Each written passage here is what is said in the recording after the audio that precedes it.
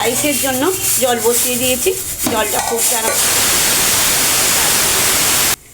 আমি এই দেহরাদুন রাইসটা 1 ঘন্টা ভিজিয়ে রেখেছিলাম।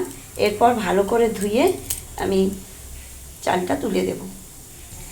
আমি 4টে এলাচ আর 2টো তেজপাতা, লবঙ্গ, দারচিনি 1 টুকরো, এগুলো সব একসঙ্গে জলের মধ্যে দিয়ে দেব। দেখুন আমি ঘিয়ে ভেজে রেখেছিলাম, এগুলো জলের মধ্যে দিয়েছি। এবার আমি চাল তুলে দেব। প্রথমে আমি সবজিগুলো, রাইসের সবজিগুলো ভাজার জন্য আমি সাদা তেল দিয়ে দেব। সর্ষের তেল দিলে এটা কালার ধরে যাবে, ভাতটা ঠিক দেখতে ভালো লাগবে না, হলুদ হয়ে যাবে। সেই জন্য আমি সাদা তেলে ভেজে নেব। এই রাইস করার সময় ভাতের মধ্যে একটু অল্প নুন দিয়ে দেবেন। আর একটু আমি কড়া থেকেই দেখছি সাদা তেল দিয়ে দেবেন, কারণ দিয়ে দিলে ভাতটা গোটা গোটা থাকবে। আর 1 ঘন্টা ভিজিয়ে রাখবেন, সুন্দর ঝরঝরে ভাত হবে। আমি এখানে গাজর, বিনস আর ক্যাপসিকাম কেটে রেখেছি, এগুলোকে শুধু নুন দিয়ে ভালো করে ভেজে নেব।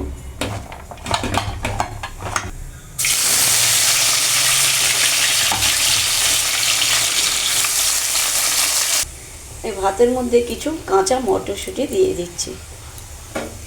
এদিকে সবজিগুলো হালকা হালকা ভাজা হয়েছে, এবার আমি নামিয়ে নেব।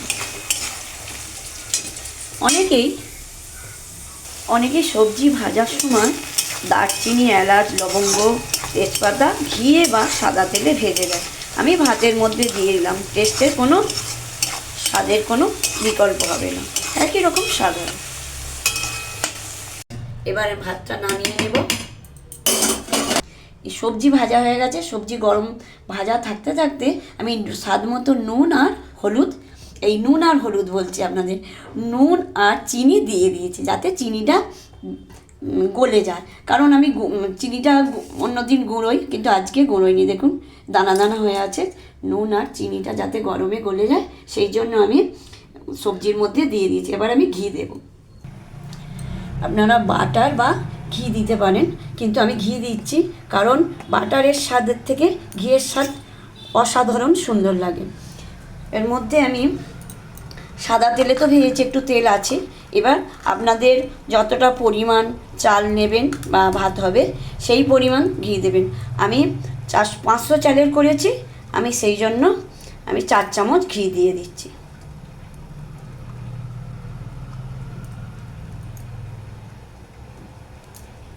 সবজির সঙ্গে আমার ভাতটা মাখানো হয়ে গেছে, রাইসটা। এবার স্বাদ করব।